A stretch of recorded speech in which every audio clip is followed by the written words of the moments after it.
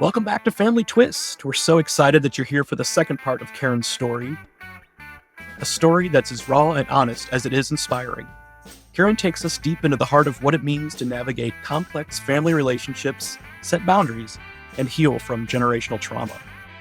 You'll hear about the decisions she's made to protect her peace, the heartbreak she's endured, and the hope she holds on to. Trust, this is a conversation you don't want to miss.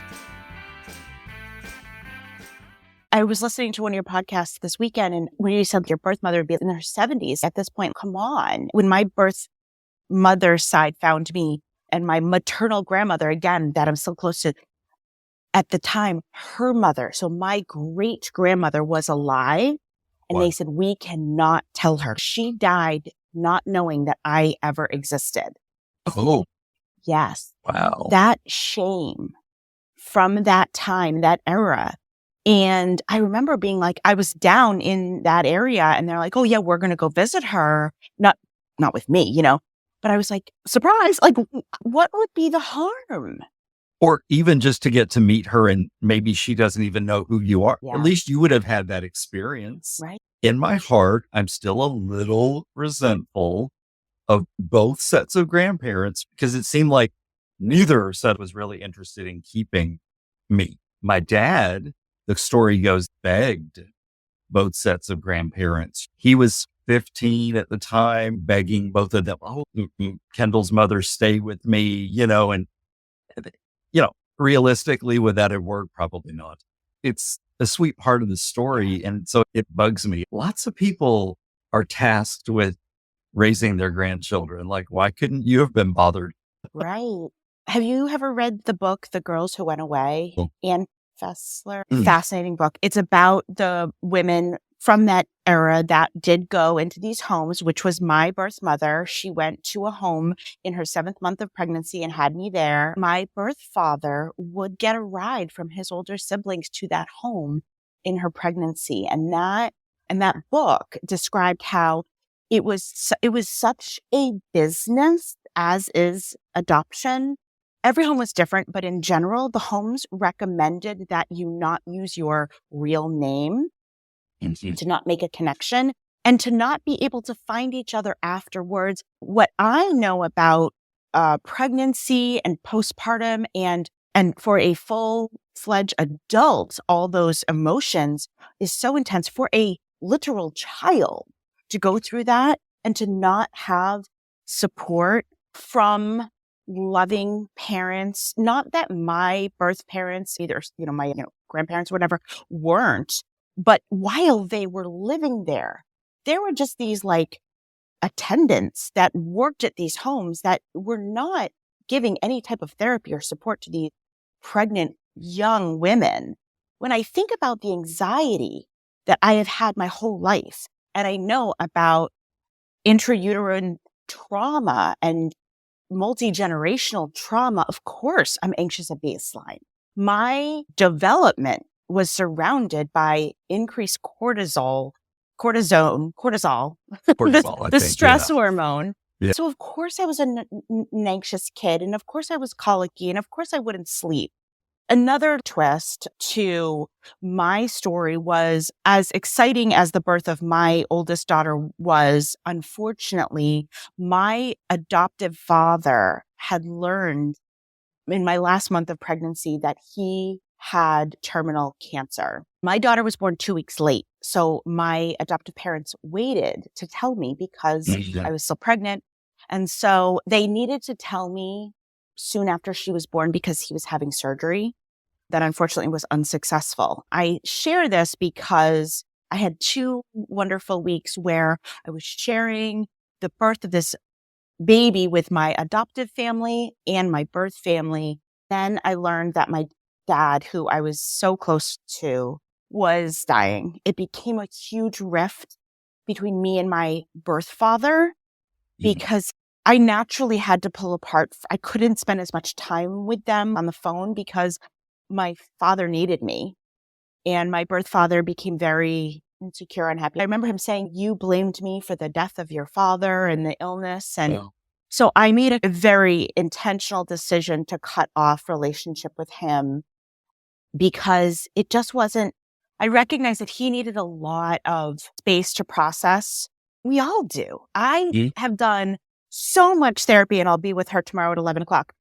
He needed that. And I was like, I can't provide this for you. Please don't burden me with being your therapist. It is a decision that I still stand behind because, unfortunately, I know that he is a product of his environment, of not being able to process the trauma and all that. But I thought that I would regret not having him in my life. But I really believe that it's the healthiest thing for me. And it was a big, hard decision. Sure. Do you maintain relationship with your half siblings on that side? That was the one that blocked me the day before the election. And one of my other sisters has really struggled with substance use. So she's kind of in and out. It's hard to. Yeah. Yep. Where do things stand with your adoptive mother today? Politics. Oh, I make an effort to text them for birthdays and like Christmas and Thanksgivings and that kind of stuff.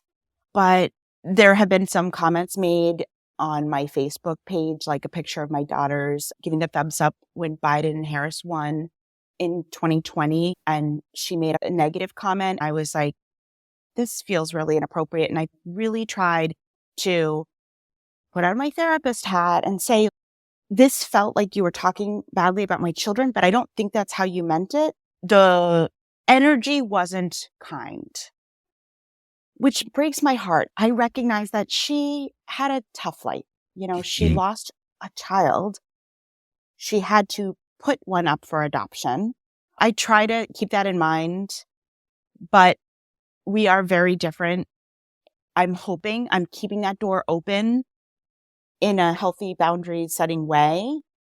And I hope that we can, have that, because we did have a very good, really normal relationship for like 15 years. Well, I guess since Trump was elected the first time. I hate to say that politics gets in the way, but it does.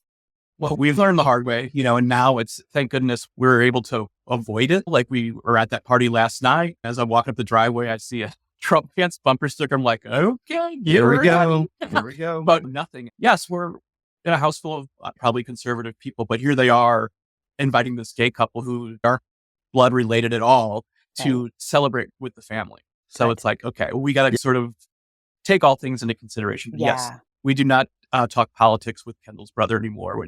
After a heated Super Bowl beer fueled discussion, it was comical in retrospect, but as it was happening, he and I were just, wow, we're very much alike in that we're hot tempered.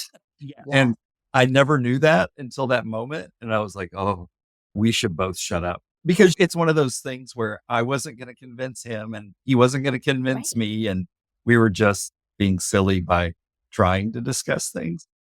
My adoptive mother is still alive. And unfortunately, my adoptive father did pass away in 2008.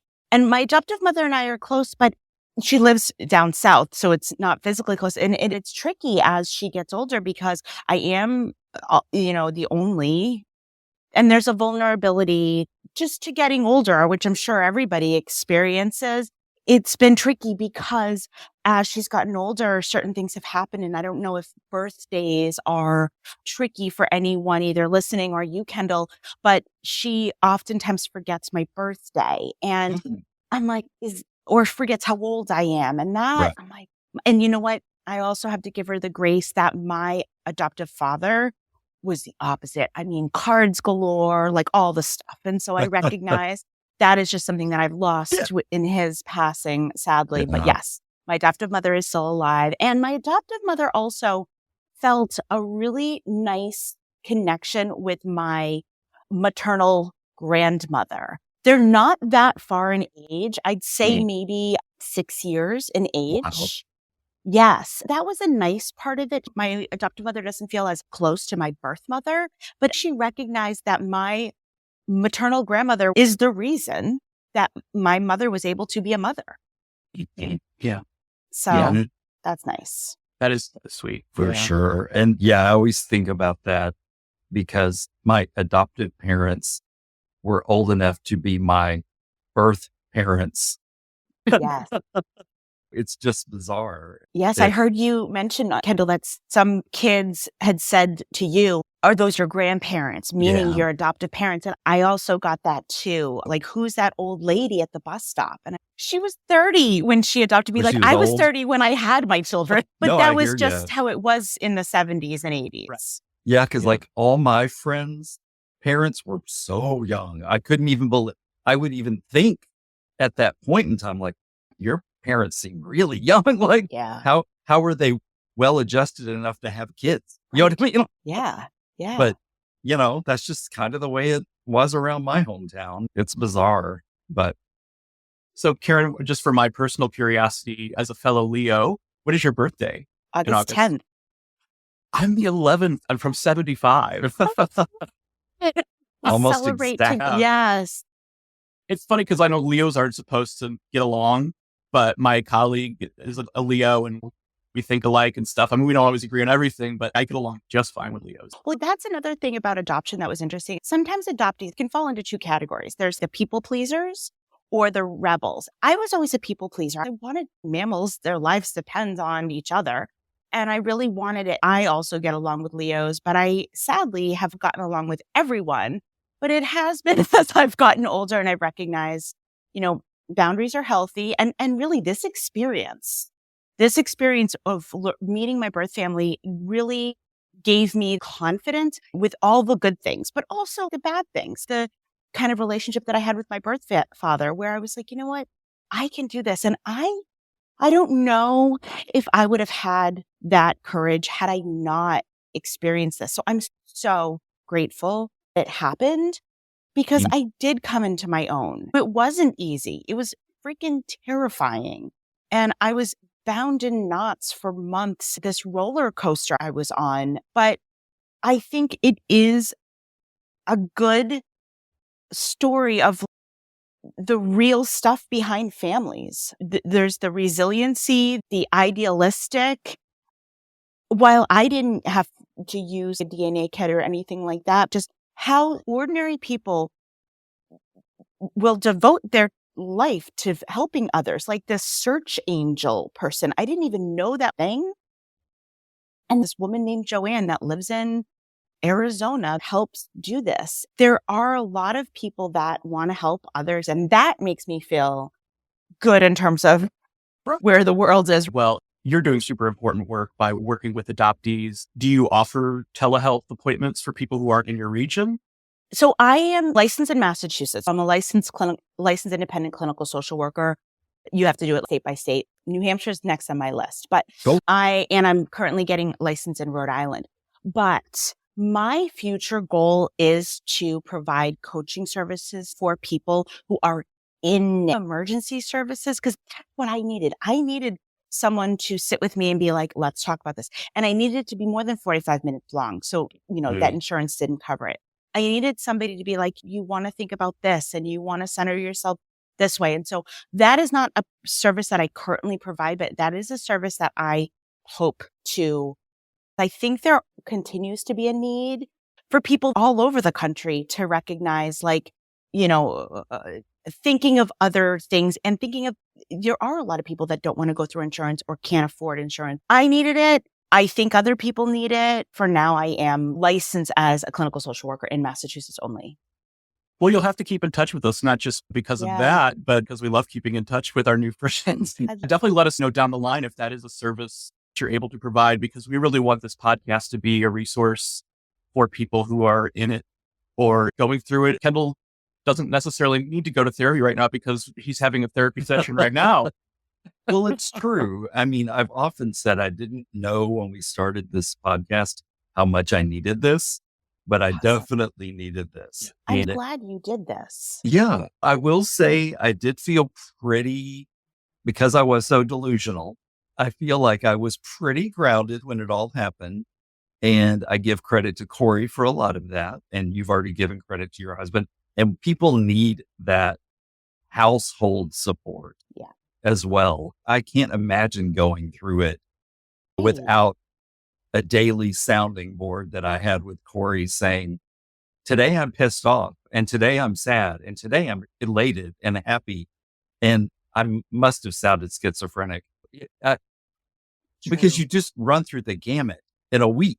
You could run through the gamut of feelings. I understand that 100%. And he talks about it like it's in the past tense. No, so shit continues today. Yeah. It'll probably be today. Yeah. Right. I mean, yeah, it is. But I think that I thought that when I was cycling like that 7 years ago, I thought that it would subside, and it has to some degree. Accepting that it's okay to have all these feelings Yeah. is what I needed to do, because to your point, I've always tried to be a people pleaser. Because I lost my adoptive parents so young, I felt like I was thrust into adulthood, breakneck speed, and prided myself on being, the consummate professional and the rock. Even when I didn't have it, I was very publicly, when people would try to offer me support back then, when my adoptive parents died, I was like, I'm good. Right. That's not healthy. And Right. I finally figured that out and went to therapy afterwards. It's hard to show that vulnerability because you don't want your loved ones to feel like, oh gosh, Kendall, where they already experienced the passing of your mom and dad. I get that. I wanted to be the one that you don't worry about. But we need that. And those feelings of the ups and downs, it just happens. And so to have, a partner or a professional to say, this is normal. I remember spending hours at Barnes and Noble's. I was like, I probably should buy this because I've been sitting here for hours, but trying to get the information from professionals, whether it's adoptees, surrogates, or whatever it is. I think that's the other thing that's really important is talking to other people. That's why this podcast is so important. And I have joined if you're in Massachusetts, there is a company called Boston Post Adoption Resources. I am taking it in a group. It's a group for adoptee parent. And it has been so helpful to me as a parent dealing with the sadness of my daughters going off to college, just being able to talk to other adoptees or other whatever. That's why I think that these podcasts are so important, to be like, I never really knew anybody else that was adopted. Mm-hmm. So it's just more validating. 100%. And I have known people that are adopted and they seem hesitant to open up because some of them have lived through some crazy stories, much more dramatic than mine. And I get it. It's personal and some people are not willing to put it out there. I have somebody I want to get in touch with you. My good friend, Diego Vitelli, he is adopted. He did not want to talk about it at first when I first met him. He went to high school with my husband. He is now a huge adoptee advocate. He lives in Seattle and was abandoned under a bridge in Colombia when he was about 5. There is a documentary on him. I will get in touch with him or give you, yeah, please connect us. He is doing great stuff because with DNA testing, there's all these Colombian connections. And so I think he would be awesome. He's been on other podcasts as well. But as you're saying that, it's funny because when my husband introduced us, my husband's like, oh, Diego, you need to talk to Karen. And Diego's like, no, I don't want to talk about adoption. That was 10 years ago. Now he is completely he runs. And he also went back. He was another one. He also went back to grad school and is a marriage and family therapist. Amazing. He works exclusively with adoptees. It's so great to find people that are specializing in this. I do agree with you. You can train, but if you don't have the lived experience, I don't know how you could be as effective. I've talked to some, I have a transracial adoptee right now as a client, and she's like, I've been in therapy my whole life. And I said a couple of things about the disconnect. And she's like, I've been in therapy my whole life, but nobody ever mentioned that to me. And I was like, look, I get it. I feel it. I've lived through it, And so you're right. There is that clinical experience, really helpful. But the lived experience is the cherry on top. I agree. That's why we do this. It's therapeutic for him. When we started telling people about our second podcast, Horror Heals, we've got to get some odd looks when I would say they're companion pieces. Just wait and see, because they really are. This podcast is therapeutic for me because it's I love the horror community to say, well, what can we do to kind of give back? That a lot of the people we're talking to, the fans, the performers, there's trauma in their lives Wow. and they're willing to talk about it. Horror is the thing that helps them through their trauma. I mean, we're doing an interview in an hour with someone who had abuse issues with his biological mother when he was a child, and horror is his solace. It's a small world. And there's so many connections there that I feel confident in saying that the two podcasts are kind of bookends. Yes, it's so interesting. I never would have put that together. Oh. But as I've been hearing you tease the podcast or discuss it, and I'm like, oh, it's interesting.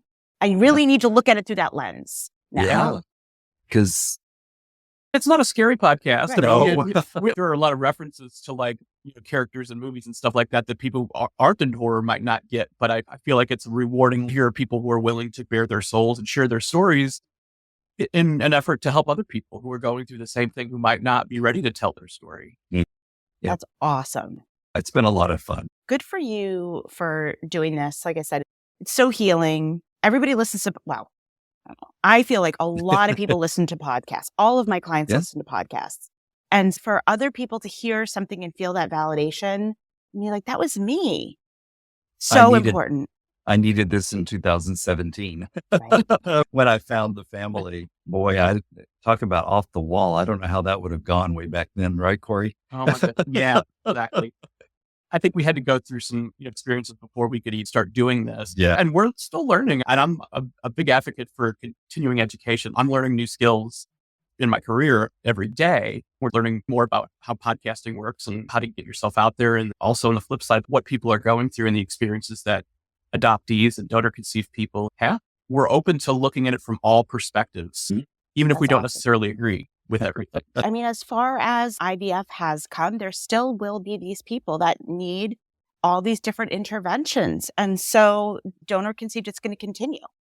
Yeah. Well, Karen, this has been great. Thank you Thank so much you. for sharing your story. I'm going to be thinking about the experience that you had medically when your sister passed. It's just really interesting. A couple of things came to mind immediately. Very Remarkable. interesting. Well, thank you for providing me the opportunity to share it. Yeah, absolutely. Awesome for me. Boy, Karen's story is one that lingers. Her courage in sharing these deeply personal moments is a reminder that healing is never a straight path. It's full of twists, turns, and hard decisions. If her journey resonated with you, share this episode with someone who needs to hear it.